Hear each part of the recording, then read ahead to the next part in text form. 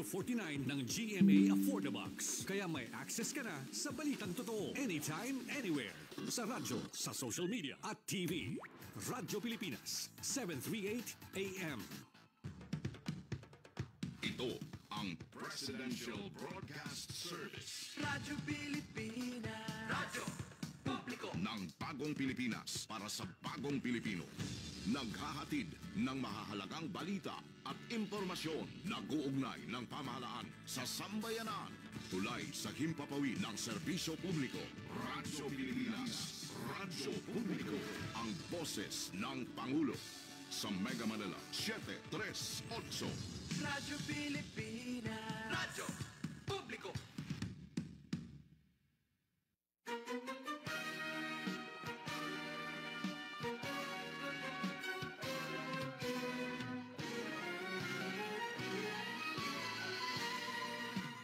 Tara, sama na!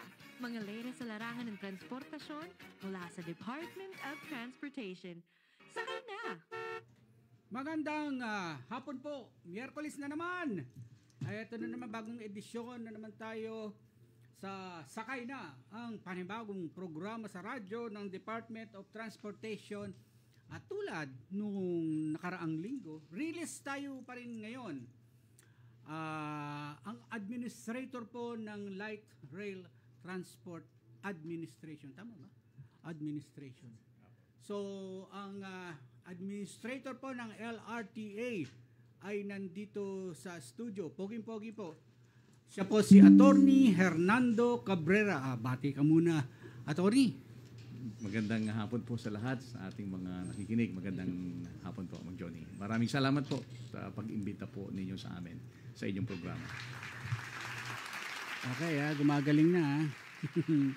Okay, pag-uusapan natin, ang LRTA ay, correct me if I'm wrong, Attorney, So, ito ay LRT2, tama? Pero, parang, ano yun? May oversight? Ano ba ang tamang term sa LRT1? So, meron pa rin kayong kaalaman sa LRT1, pero ang inyong nasasakupan ay itong LRT2. Tama po ba ang pagkakadescribe ko? Opo, ang LRTA po, yung Light Rail Transit Authority, this is a government corporation. Attached agency po siya ng Department of Transportation. So ang mandate po namin, we own po actually, LRTA owns Line 2 at saka Line 1, LRT 1 at saka Line 2. Pero yun pong LRT Line 1 na privatized na po ito years ago. So ang papel na lang po ngayon ng LRTA dyan is tayo ho ang may-ari, gobyerno ho ang may-ari through LRTA ng Line 1. Pero binabantayan po natin yung private operator nito. So araw-araw po meron tayong mga nakadeploy na mga empleyado ng LRTA sa Line 1 at tinitingnan yung kanilang performance. Meron ho tayong tinatawag na key performance indicators like yung mga ilaw, elevator, escalator, yung ilang tren dapat yung tumatakbo. So binabantayan po natin sila at every day kung meron hong kunyari po may maruming CR or may hindi tumakbong tren, or may mga ilaw na hindi gumagana, nag-i-issue po tayo sa kanila ng ticket. So para ho tayong pulis doon, nag-i-issue tayo ng penalty ticket. And then at the end of the month, kinocompute ho natin yung penalty at sinisingil po natin sila. Ang galing. So yun po yung sa Line 1. For Line 2 naman, we own it and then we also operate. So tayo ho ang nag-ooperate at nag-maintain directly ho ng LRT Line 2. Nice. Okay. So sa mga nakikinig dyan, so, ngayon, alam nyo na, yung kay Attorney Hernando Cabrera, hindi porket ang sarap ng biyahe ninyo, walang effort ginagawa itong LRTA. May penalty pagka may napunding ilaw o kaya ay mabagal ang dating noong bagon sa isang istasyon. Chinecheck pala nila yan. At kahit na ngayon nga ay na-privatize na, ay meron pa ring oversight, tinitingnan ang kanilang operasyon at yung key performance indicators. Hindi lang porket maayos ang inyong pagsakay ay walang naging effort, maraming effort ang ano-ano pa ba administrator Nani, hindi ba? Or how do I call it? Hernan po. Hernan. Okay, Hernan. Attorney Hernan. Ano pa ang mga ginagawa ninyo dito sa LRT2. So focus tayo dito sa LRT2. Opo.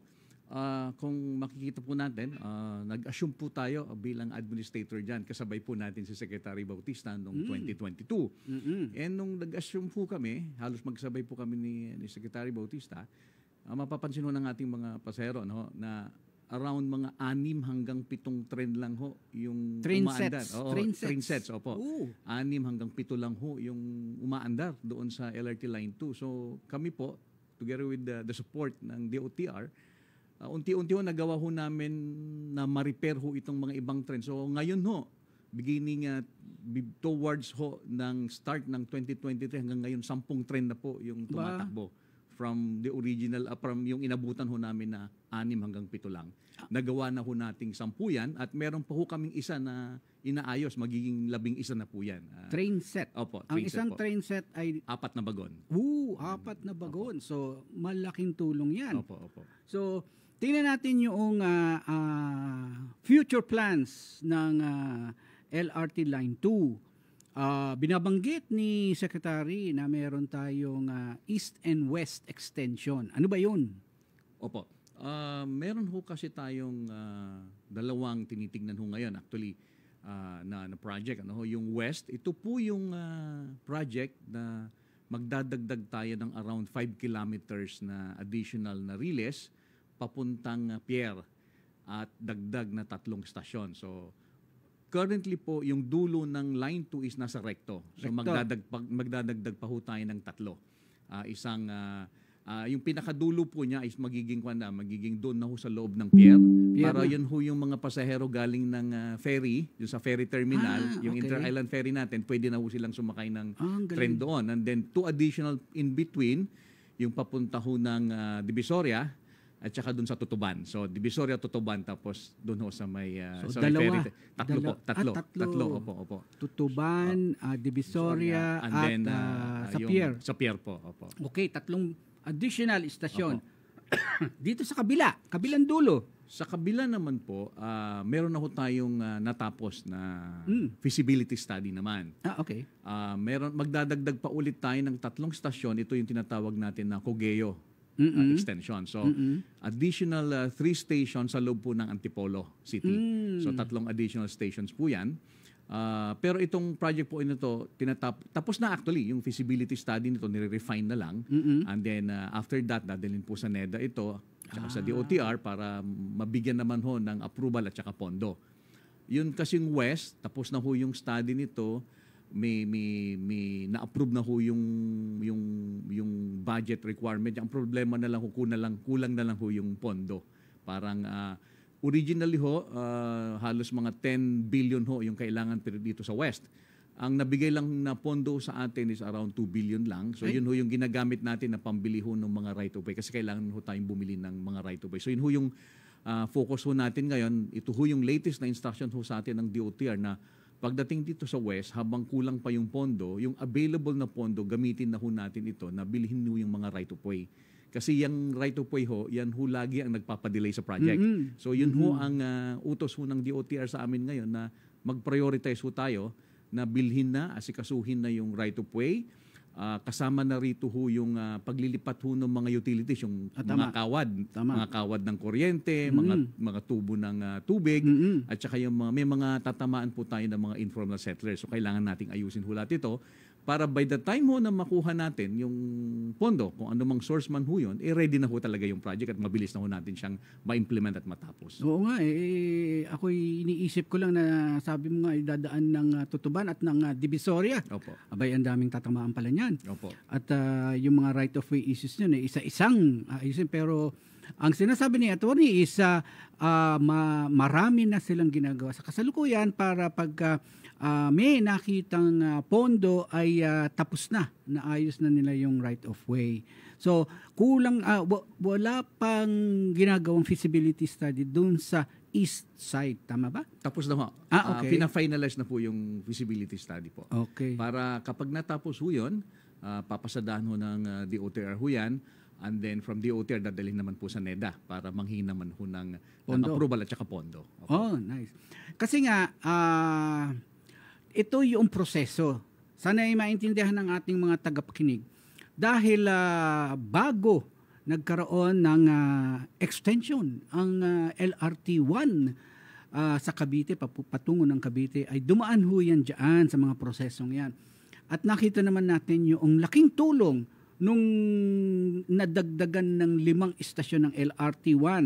So ngayon, dito sa LRT2, meron tayong extension patungo ng Pier at extension patungo ng Antipolo. Ongoing ang efforts ng LRTA at ng DOTR para matuloy ito at para madagdagan pa yung mapaglilingkurang mga pasahero dito sa linya na to. Alam nyo naman, tatatlo lang naman itong linya natin sa Kalakhang, Maynila, MRT3, LRT1, LRT2.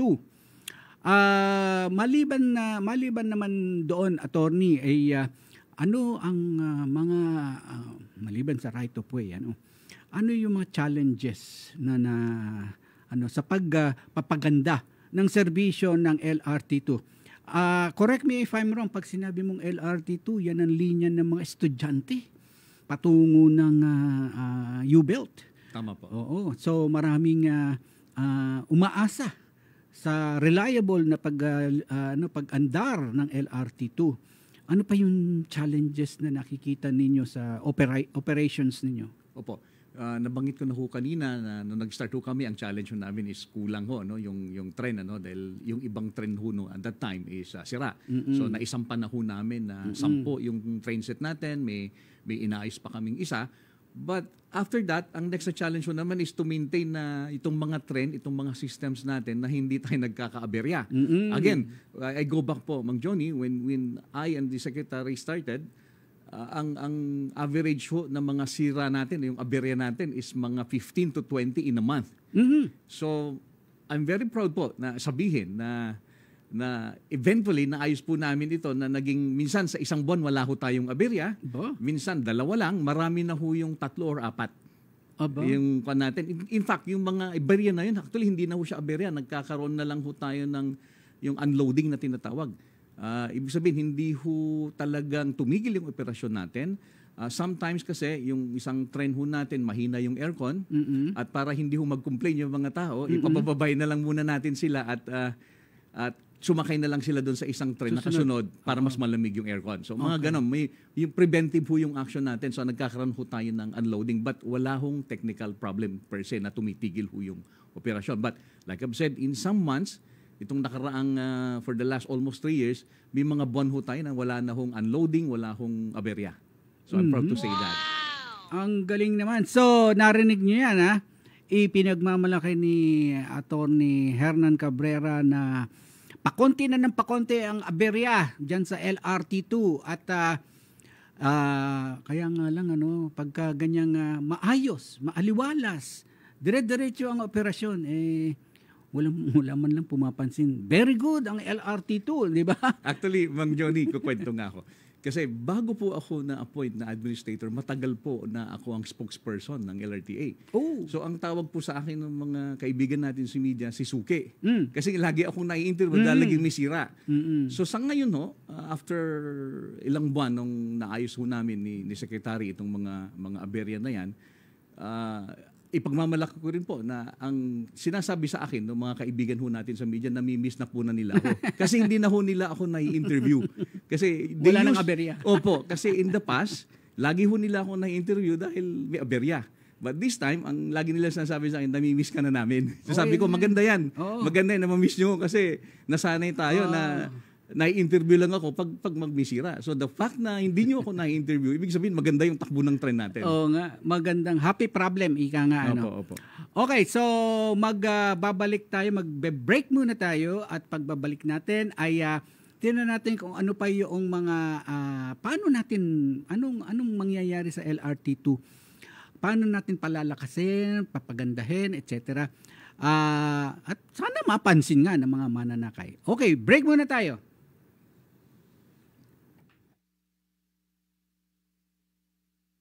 magandang balita para sa bawat manggagawang Pilipino. Nakamit natin itong 2024 ang pinakamababang unemployment rate since 2005. Ayon sa NEDA, mas dumami ang may hanap buhay at patuloy na gumaganda ang kalidad ng mga trabaho. Naitala na nagtapos ang 2024 na 3.8% na lang ang ating unemployment rate. Ibig sabihin nito'y nasa 50.19 milyong Pilipino na ang may trabaho at bumaba na sa 1.63 milyon ang walang trabaho. Mas kaunti na rin ang mga naghahanap ng dagdag na kita o ekstrang trabaho. Mula sa 11.9% ang 2023, 10.9% na lang nitong 2024. Mas maraming Pilipino na ang may sapat at disenteng hanap buhay. Para sa tuloy-tuloy na pag-unlad ng ating labor market, narito ang ginagawa ng pamahalaan. Enterprise-based Education and Training Framework para matiyak na ang skills ng ating mga manggagawa ay tugma sa pangangailangan ng industriya. Inclusive work arrangements para mabawasan ang hadlang sa trabaho, lalo na sa kababaihan at kabataan. Action Fund and Emergency Repatriation, agarang tulong para sa mga OFW na nangangailangan. Oo, may mga pagsubok pa, pero tuloy ang suporta ng gobyerno upang makalikha ng mas maraming trabaho, mas maunlad na kabuhayan at mas magandang kinabukasan para sa bawat Pilipino. I think they are very keen to ensure that the reclamation works in Philippines will be done the right way as based on international standards. Noong sinimula ni dating Pangulong Ferdinand Marcos Sr. ang reclamation project sa bansa, mas lumawak ang mga coastlines. Nagkaroon din tayo ng mga infrastruktura na hanggang sa kasalukuyan na pakikinabangan ng taong bayan, gaya ng Cultural Center of the Philippines o CCP. Ito ang inspirasyon ng ating Pangulo, katuwang ang Philippine Reclamation Authority. At present values, hundreds of billions of pesos na po yan. But if we work hard on it, in 3 years, it can be in trillions of pesos po. This will definitely spur growth of tourism and of course, more livelihood for our people. Naging masusi ang pagpaplano at pag-aaproba ng proyekto ng PRA. Bukod sa tumugon sila sa mga maaapektuhan, inaral din nila kung paano magkakaroon ng benepisyo ang parehong gobyerno, kapaligiran at tao. It's a holistic approach po in trying to solve so many problems with one solution po. Marami pong proyekto kaming ganyan. Patuloy natin pagsisikapan na marami pa tayong may ahon mula sa kahirapan. Sa nagbabagong Pilipinas, patuloy ang trabaho, patuloy ang pagbabago. Ang Pilipinas ay sagana sa yamang tubig at sa ilalim ng lideratura ni Presidente Ferdinand Marcos Jr. ay lalong isusulong ang potensyal ng industriya ng ating karagatan. I believe that it is time for us to make the maritime industry once again a top priority. We were able to launch the vessel traffic management system. This is a technology wherein we can facilitate the efficient movement of ships in and out of the Subic Bay Freeport Zone. This is a 230 million port-related project. We are thankful to the national government for allowing us to utilize this budget to improve our vessel traffic management system. Sa pamahalaang Marcos, ang bagong Pilipinas nakikita na. Sa nagbabagong Pilipinas, patuloy ang trabaho, patuloy ang pagbabago. Ang hubugin ang bagong henerasyon bilang mapanuring nag-iisip. Ito ang dedikasyon ni Pangulong Ferdinand R. Marcos Jr. sa mga kabataang Pilipino. Sa bagong Pilipinas, una ang kabataan dahil prioridad ang kanilang kinabukasan. Ito ay pinagtibay ng National Museum of the Philippines at Clark Development Corporation nang kanilang simulan ang proyektong Clark National Museum. Ibinahagi ni Joshua, isang college student, ang tulong na maibibigay nito sa kanya. Kahit po siya kung may research paper po kami as a student, meron po kami mga subjects na like philosophy po na nag-i-indulge po sa history ng Pilipinas. And I think makaka-help po siya if we have actual museums na pwede po namin magbisita. Sa nagbabagong Pilipinas, patuloy ang trabaho, patuloy ang pagbabago. Sa halip na maabala pa kayo sa mahabang pila at magulong proseso, bubungad na sa inyo ang ayos at mabilis na sistema upang makuha ninyo ang serbisyo, benepisyo at programa ng ating pamahalaan. Walang hassle at convenient. Yan ang talagang hangad ni Pangulong Ferdinand R. Marcos Jr. sa pakikipagtransaksyon sa iba't ibang ahensya ng gobyerno. At ganito na nga ang hatid ng One-Stop Processing Center ng Clark Development Corporation. Ayon kay Jeremiah Sullivan, manggagawa mula sa National Bureau of Investigation, halos hindi na lang sa loob ng Clark yung kinikater namin. Yung iba from Mabalacat, Tarlac, tapos yung iba pang malalapit na bayan dito sa Angeles. Dagdag naman ni Janina Aguas ng Pag-ibig Fund. Mas mapapabilis yung ating mga proseso na hindi na kailangan maghirap ng mga tao sa pagpila. Sa nagbabagong Pilipinas, patuloy ang trabaho, patuloy ang pagbabago. Matagumpay na nilagdaan ang Pilipinas sa pamamahala ni Pangulong Ferdinand R. Marcos Jr. at ng Amerika ang General Security of Military Information Agreement o GSOMIA. We reaffirmed our commitment to a peaceful, secure, and prosperous Indo-Pacific. Sa tulong ng GSOMIA, mapaiigting pa ang palitan ng classified at real-time na impormasyon tungo sa mas matatag na rehiyon. Maraming Pilipino na ang natulungan ng programang Tupad ng Department of Labor and Employment. Isa na riyan si Nanay Alicia mula sa Bicol. Pilit nilang pinagkakasya ng pamilya nila ang sahod sa pamamasada ng tricycle ng mister niya. Ay salamat naman nakasali ako dito sa Tupad. Matagal ko na yung inaasam-asam para makatulong naman sa amin, pangangailangan ng mga anak ko. Ang Tupad ay isa lamang sa mga programang sinusuportahan ni Pangulong Bongbong Marcos na mananatiling kaagapay ng nangangailangan na Pilipino. Sa ilalim naman ng tulong panghanap buhay para sa disadvantaged displaced workers o yung tinatawag na TUPAD programa ng DOLE, patuloy tayong magbibigay ng tulong sa mga benepisyaryo. Layunin nito na magbigay ng pansamantalang kabuhayan para sa mga nawalan ng trabaho at mga nasa laylayan ng lipunan. Seryoso ang epekto ng iodine deficiency. Nagdudulot ito ng hypothyroidism o goiter. Pwedeng makunan ang mga buntis at pwedeng makaapekto sa mental development ng sanggol.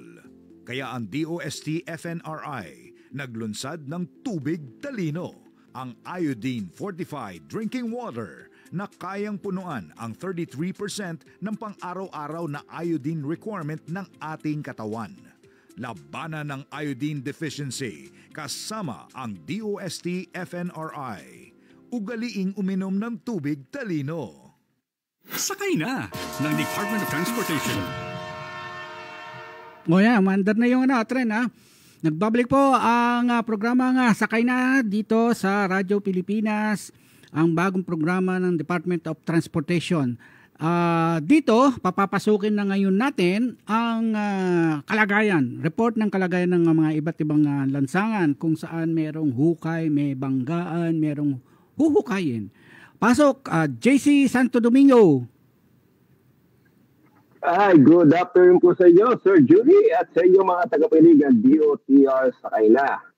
Tama-tama, nandiyan po si Atty. Cabrera at i-report ko lang po yung takbo ng train operation ng LRT Line 2. As of February 12, 2025, ang number of trains running ay 10 at ang headway naman po ito ay 10 minutes. At kung kayo may karagdagan para sa LRT2, maaari nyo po ilike ang kanilang Facebook page. At para naman po sa EDSA Busway Station, magkakaroon po tayo ng grand opening sa darating Pebrero 26, 2035 ay bubuksan na ang karagdagang istasyon ng EDSA Busway Station sa may SM North EDSA. Asahan natin ang kumbinyente at ayos na istasyon. At dumakaroon po tayo sa may EDSA. Magkakaroon po ng rehabilitation dito po sa may banda ng San Juan City from nawala si JC. Tapos na ba yung report niya? Okay. Salamat JC ha. At susunod, ayusin natin ang linya natin. At sayang naman yung gandang mag-report ni JC to. Pinaghahandaan niya yan. Ang tagal niya yung pinaghahandaan. Kailan ba siya naghanda? Kanina, before lunch. Di ba? So ngayon, balik na ngayon tayo dito sa kausap natin si Atty. Hernan Cabrera, ang administrator ng LRTA, ang namamahala sa LRT2. Kanina ay meron gustong ikwento pa. Isipin nyo, pati mga CR, sinisigurado daw ni ni Administrator Hernan na maayos pati mga CR. Ano pa, attorney, yung pinag-uukulan nyo ng pansin na maayos ang kalagayan? Well, Mang Johnny, dalawa kasi yung aspeto ng operasyon natin. One is yung train service. Yung pangalawa naman is yung station service natin. So, nandito yung ating mga comfort room, yung mga CR. So, we make it a point po na lahat po ng CR natin gumagana at hindi lang po gumagana, napakalinis po ng ating mga CR. So, lahat po yan gumagana, napakalinis, pwede kang kumain sa loob kasi napakalinis po yung mga CR natin. Bukod doon, binabantayan din po natin yung ating mga elevator, escalator. Dati-rati ho, lagi kaming namimidya kasi maraming sirang elevator at escalator. So ngayon ho, I'm very proud to say na tulado, kahapon at saka nung the other day, at saka ngayon, sa elevator, gumagana po lahat ng elevator. Yung escalator, isa lang po yung sira. And previous days po, usually isa, dalawa, tatlo, may nasisira ho dyan because of, alam nyo naman, yung wear and tear ho natin, everyday na ginagamit. But we make it a point po na kung sira sa umaga, sa hapon, marirepair ho kaagad yan. Or the following day, repaired na ho yan. Na may challenge lang ho kami doon sa mga ibang unit kasi kung minsan ang nasisira yung major component at hindi ho kaagad mapapalitan. So it would take some time bago mapalitan. And then may mga worst cases naman po na isa sa kanila, pwedeng masira and then major item ho talaga yung parte na kailangan pa naming kunin sa warehouse and everything. So may katagalan. But the objective po talaga is make sure na walang sira at kung may sira man, isa, dalawa lang. Especially ho doon sa mga, ina-avoid doon namin yung mga matataong stasyon. Ang ginagawa ho namin, pag nasira ho yung, kunyari, isang escalator doon, mangunguha kami ng ibang parts doon sa ibang areas na hindi naman masyadong maraming tao kung kailangan within the day para lang mahutapos yung unit ho na yun. Yung so tutok ho. Ang ginagawa namin is everyday tutok ho kami doon sa mga conveyance system ho natin.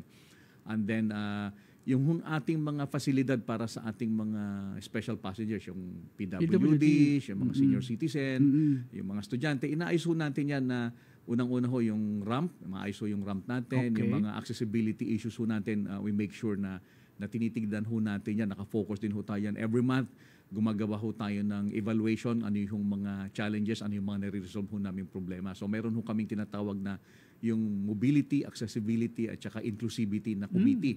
Yun ho yung tumitingin sa lahat ho ng mga ganyang bagay and we ensure that we comply with yung mga requirement ho ng batas at saka yung mga napapakinggan ho namin at na-resolve ho namin yung mga issues na nire-raise ho ng ating mga pasahero. Nice. So, hindi lang CR, ang elevator, escalator, yung access, lahat ay tinitingnan ninyo. Merong para kayong gine-grade ninyo kung may sablay, kung may at gumagawa kayo kaagad ng hakbang kung may masira para siguradong within the day maayos yung nasirang escalator, elevator. So ang ganda nun, ano? So again, kayong araw-araw sumasakay ng LRT2, pasalamatan nyo naman yung araw-araw na sinisiguradong maayos ang inyong biyahe. Lalo na ang mga estudyante natin na diyan umaasa. May isang lang ako, attorney, no? May isang lang. Noong ang DOTR, nandun kayo noong LRT1 extension yung nag-inaugurate tayo. Hindi ba't may ipinakita ron na si FM Senior ay ginawa natin ng parang tribute na noong in-inaugurate ang LRT1 ay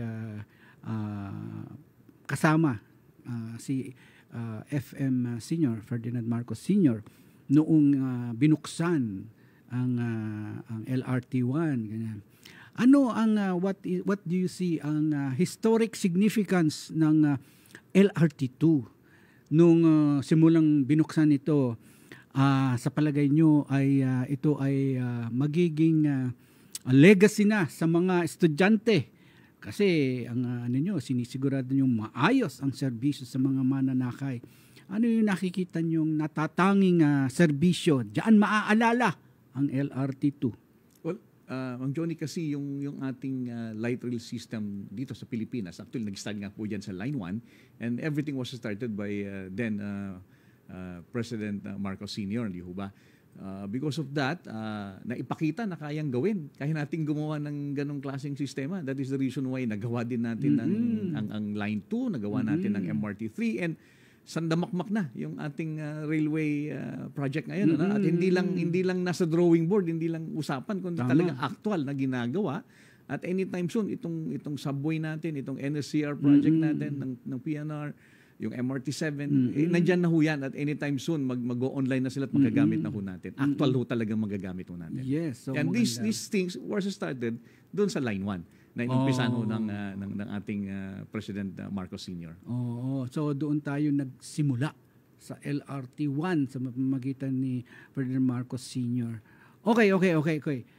Meron muna tayong ipapasok na flash report. May sunog daw na sumiklab sa isang warehouse sa Barangay Malanday, Marikina City. Kontrolado na at isa ang naitalang sugatan ayon sa Bureau of Fire Protection. Narito ang report ni Diane Lear.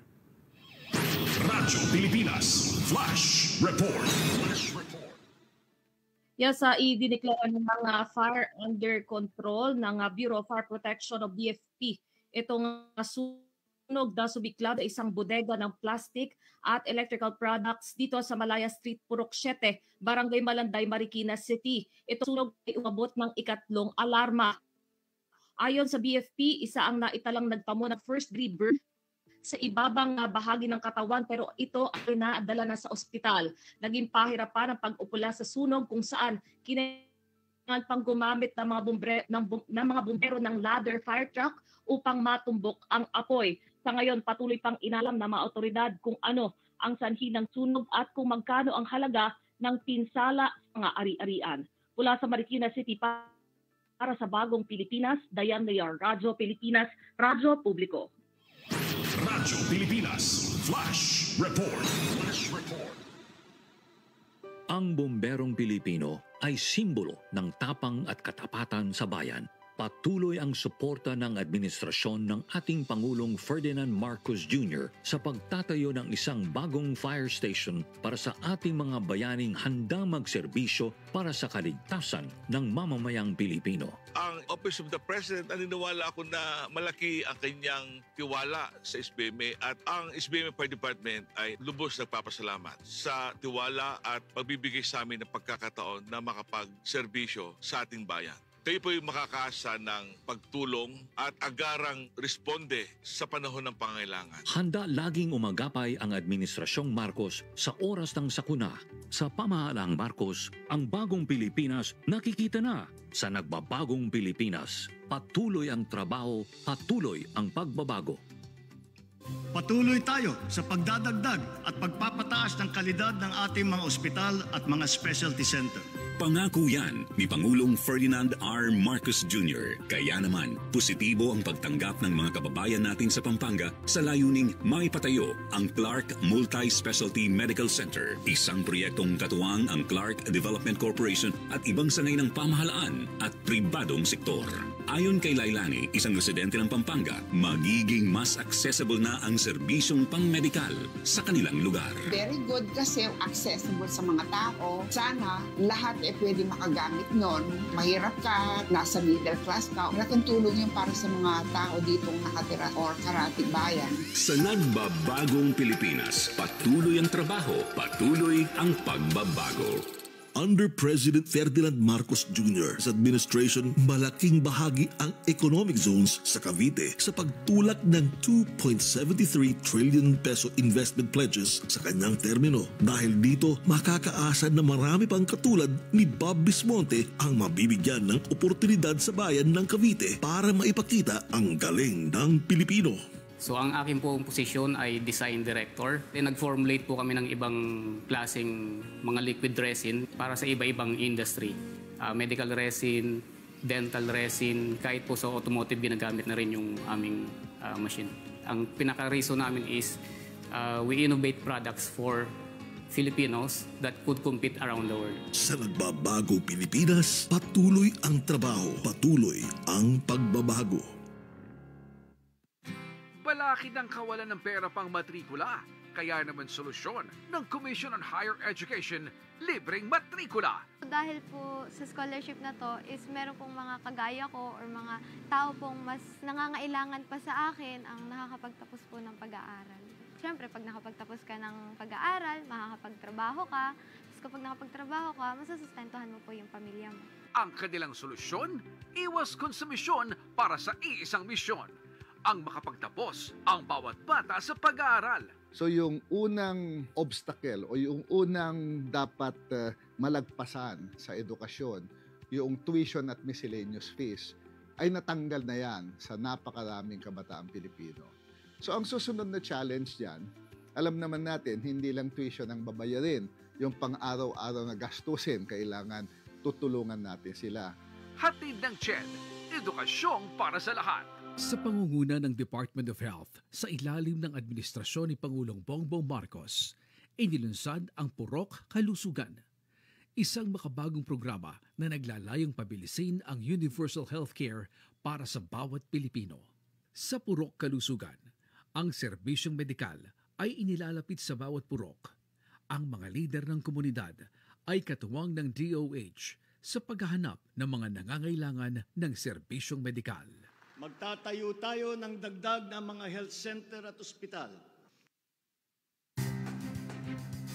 Bilang bahagi ng Mutual Defense Treaty, mas pinagtibay pa ng administrasyon ni Pangulong Ferdinand R. Marcos Jr. ang alyansa ng Pilipinas at Estados Unidos sa pagpapaigting ng seguridad at regional stability. It is rooted in a long history, built upon shared values and strengthened by mutual respect as equal and sovereign partners. Sa Mutual Defense Board, Security Engagement Board, pinalakas ang kooperasyon ng Armed Forces of the Philippines at U.S. Indo-Pacific Command.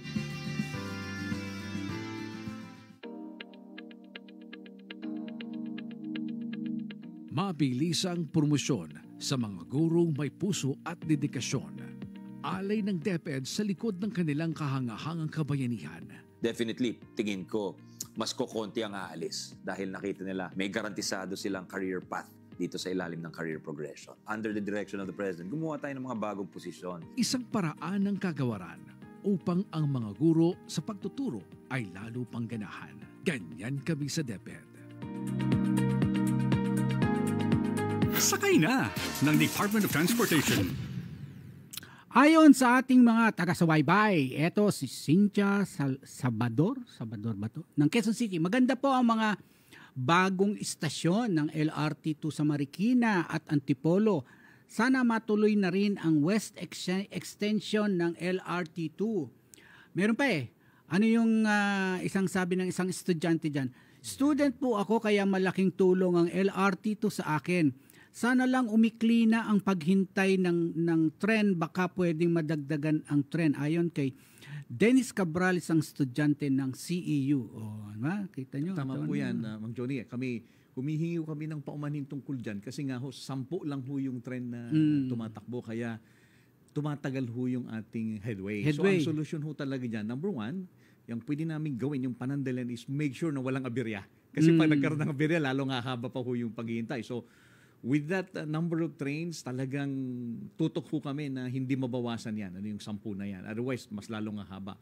But long term, yung nabanggit po natin kanina na West Extension Project, kasama po dito yung pagbili ng 5 train sets na bago. Kasama po doon. Train sets na 5 na tiga-4 na bagon. Tama po. Ang dami nun. Kasama po yun doon sa budget ng West Extension Project. Nice. Kasi nga kapag nag-extend ka na further, mas lalong haba na naman yung biyahe ng tren. So, kailangan mo magdagdag talaga ng tren. Bukod sa 10 na lang talaga yung naiwan. Kaya talagang tama yung sabi ng ating tagapakinig na kailangan magdagdag talaga tayo ng tren. At yun nga po, kasama po ito doon sa West Extension Project. Baka pwede nyo kaming bigyan ng ilang minuto yung headway o yung paghihintay ng pasahero sa estasyon? 9 to 10 minutes po yun. 9 to 10 minutes. So, ang sabi nyo is 10 ang train sets na umaandar at merong papasok na pang-11. Gaano kahaba ang LRT2? Well, mga yan, halos mga 15 kilometers. 15 kilometers. And tayo ay merong ilang istasyon? 13 stations.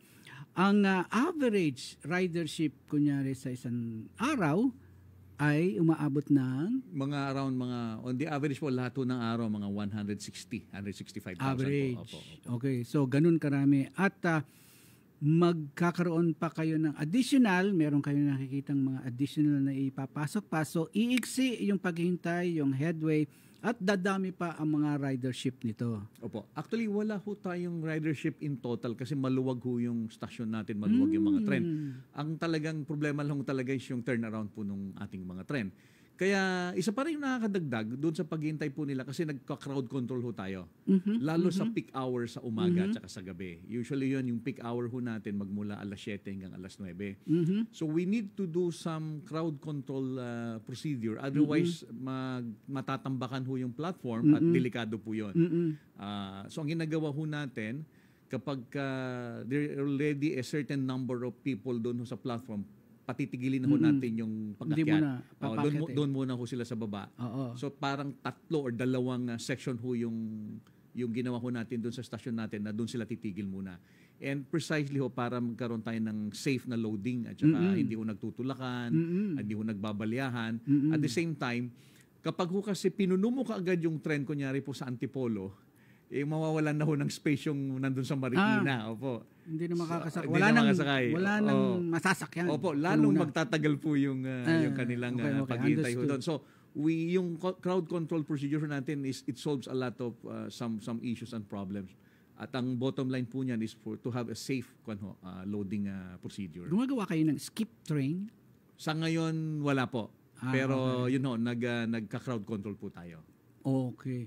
So, sinasabi nga nila ang ganda daw ng mga istasyon ng LRT2 at sinasabi niya except sa rush hour sa umaga at saka sa gabi ay fairly maluwag at komportableng sumakay ng LRT2. Pwede niya ho bang kayo mag-reveal 2 days from now ay may malaking okasyon sa buong mundo, meron bang aasahan ang ating mananakay pagdating ng Valentine's sa Friday? Meron po. Okay. Unang-una po sa Antipolo, magkakaroon ho tayo ng distribution ng roses para sa ating mga kababaihan, mga pasahero. And then may sponsor po tayo, mamimigay ho sila ng some goodies. Ang understand parang toothbrush at toothpaste sa may Marikina Station naman. Marikina Pasig Station. And then may sulat po sa atin, ang PCSO. Okay. Mamimigay po sila ng mga libreng taya sa loto. So meron silang pakulong gagawin. Yung scratch something? Opo, meron ho silang bagong system sa loto, parang online something. Okay. Platform. So, magbibigay ho sila for around 200 na pasahero. Ang galing. Na libreng pangtaya sa loto. So, umaga ng Friday. Sa umaga po ng Friday. Narinig niya, ayokong banggitin ulitin yung mga istasyon kung saan magkakaroon ng chocolate at roses at taya sa loto. Narinig niyo yan, Bahala na kayo kung saan kayo sasakay. Sinabi yan ni attorney, abangan nyo sa Friday ng umaga. So ano pa ang nakikita nyo pwede nating gawin dito sa operasyon na kaya nakatutok kayo dito sa nag-ooperate, yung nagme-maintain, nakatutok kayo.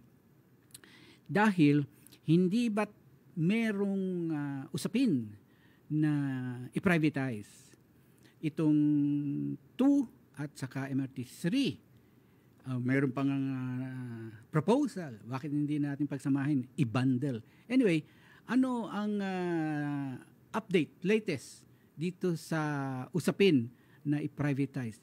Ibigay sa pribadong sektor ang operation at maintenance ng LRT2 tulad ng nangyari sa LRT1. Well, Mang Johnny, yung usapin po ng privatization, ongoing pa ho ang study ng DOTR yan. Kinuha po ng DOTR yung International Financing Corporation para pag-aralan po itong usapin na ito. So far, pinag-aaralan po nila yan at hintayin po natin kung ano yung magiging rekomendasyon ho nila sa bagay po na ito. Sa ngayon, ang sa amin is we wait for the policy direction po at decision ho ng DOTR. Okay, so si Secretary pala ang anuhin natin dyan. Okay, so kailangan natin, ito talagang ang dami talagang break na to. Sabi ko kay Director, tusumbong na ako kay kay Secretary Cesar Chavez. O sige, break na ulit nga tayo.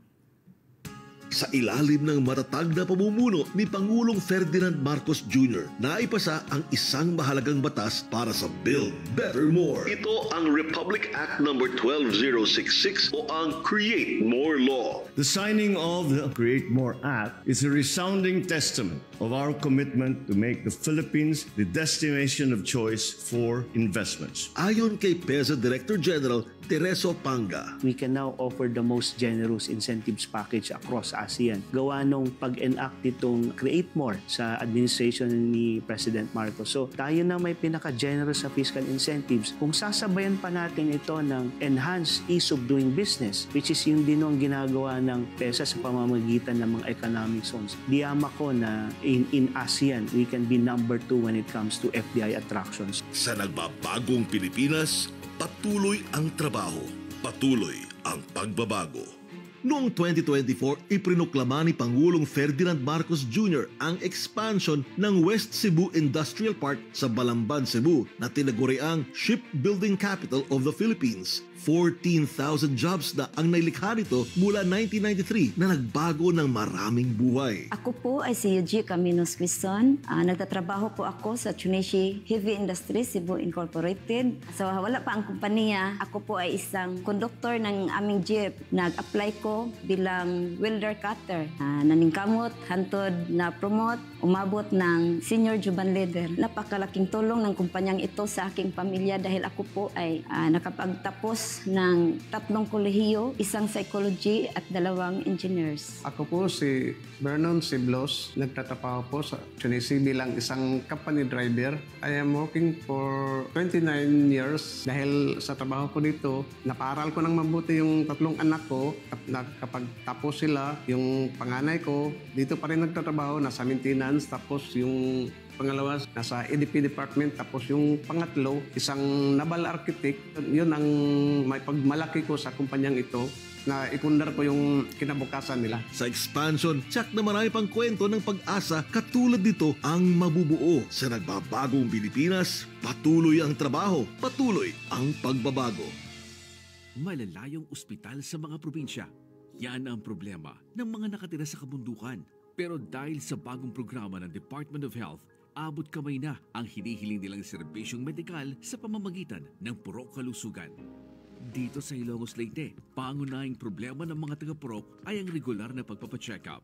Pero dahil sa Purok Kalusugan Program, 2 beses sa isang linggo kung sila puntahan ng mga doktor at nurse. Mayroon ding libreng check-up para sa mga buntis. Malaking tipid para sa kanila, lalo na sa pamasaheng aabutin sa 200 makapunta lang sa bayan.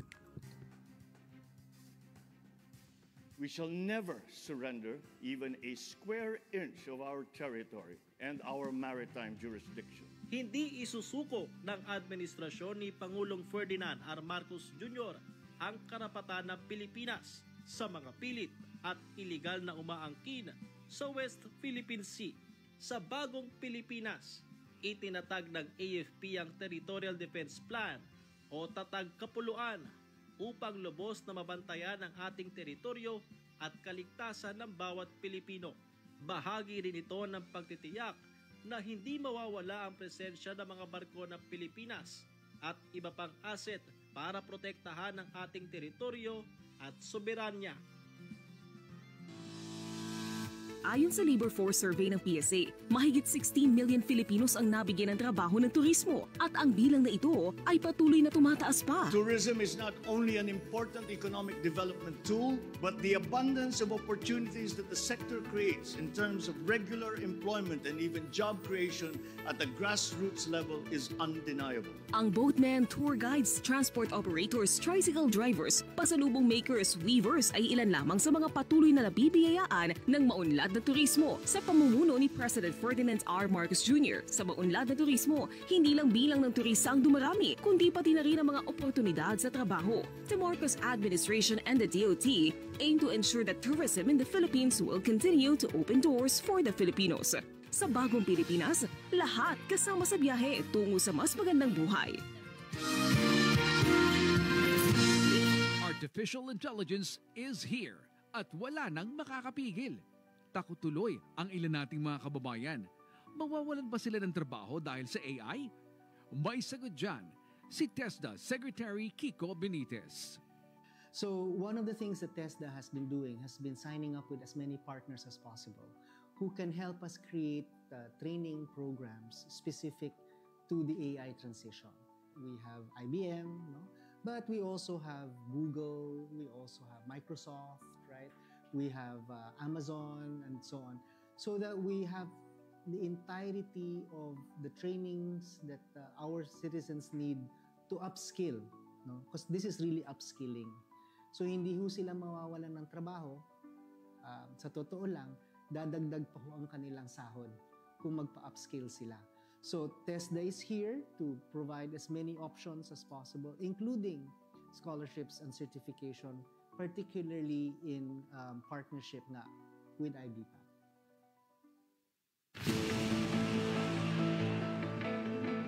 Sangasangang kaalaman tungo sa maunlad na kinabukasan. Ang ginagawang paghahasa at pagmumulde sa kaisipan ng mga kabataan. Maunlad ang isang ekonomiya, ang isang bansa, kailangan yung talent mo o yung talents ng ating mga kabataan ay mahasa, lalo na sa science, technology, engineering, mathematics, yung STEM education. Maging sa makabagong teknolohiya, kaya nating makipagsabayan. Ang mga tatayong haligi sa hinaharap sa ating lipunan, tinuturuan ng mabuti at tama sa musmos na edad pa lamang. Ganyan kami sa DepEd. Tara, sama na, sakay na! Hatid sa inyo ng Department of Transportation dito sa Radyo Pilipinas, Radyo Publiko 738.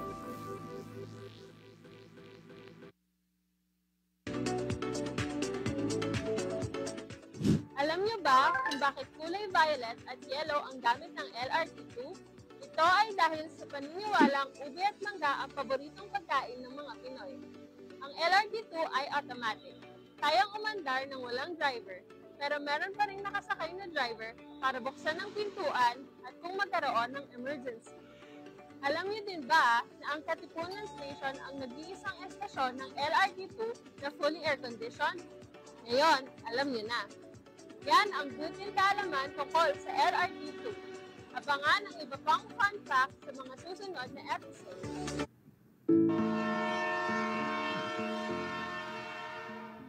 Okay, nagbabalik ang nasa last portion na tayo nitong programang sakay na ng Department of Transportation. Isa na lang ang hihingin ko kay Administrator Hernan Cabrera, yung kanilang paano nyo inaalagaan ang inyong mga tauhan, ang mga personnel na dahil sa kanila ay maayos ang operasyon at sa service ninyo sa mga mananakay. Well, kami po doon, Mang Johnny, sa LRTA, lagi kami nag-iisip kung paano yung mapaganda yung quality ng buhay at yung pagseserbisyo ng ating mga empleyado. So number one, isa naming nagawa dyan. Lately, nagbukas ho kami ng dental clinic. So meron ho kaming dental clinic doon sa Santolan Depot para serbisyohan yung mga dental needs ho ng ating mga empleyado. Kasama ho yung kanilang yung mga dependent, yung mga anak nila. Opo. And then last year, nagbukas din ho kami at nag-operate kami ng tinatawag na Child Minding Center. So yung mga empleyado na walang yaya na pwedeng pag-iwanan ng kanilang mga anak. Child care. Pwede ho nilang dalhin ho doon. So habang nagtatrabaho sila, nandun ho sa Child Minding Center yung kanilang mga munting paslit. So operational po yan. Nagagawa po natin yan. At mayat-maya po, marami ho kaming mga pakulo, mga ginagawang activities para sa kapakanan ng ating mga empleyado. Like every month we celebrate yung mga nagbo-birthday. So binibigyan ho namin silang maliliit na cake, na mga greeting cards, at we hold some short program para bigyan naman ho sila ng pugay.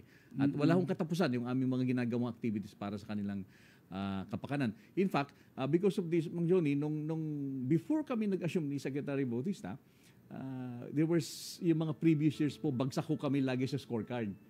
Pero nung 2022, 2023, pasado na ho kami. Pumasa ho kami sa scorecard at because of that scorecard, napasado ho kami, nabigyan ho kami ng PBB yung bonus. So requirement po kasi dapat pumasa ka sa scorecard para mabigyan ka ng PBB. So 2 years running na po, magmula nung umupo kami, 2022, 2023, pasado ho kami at nabigyan ho kami ng bonus. PBB. Opo.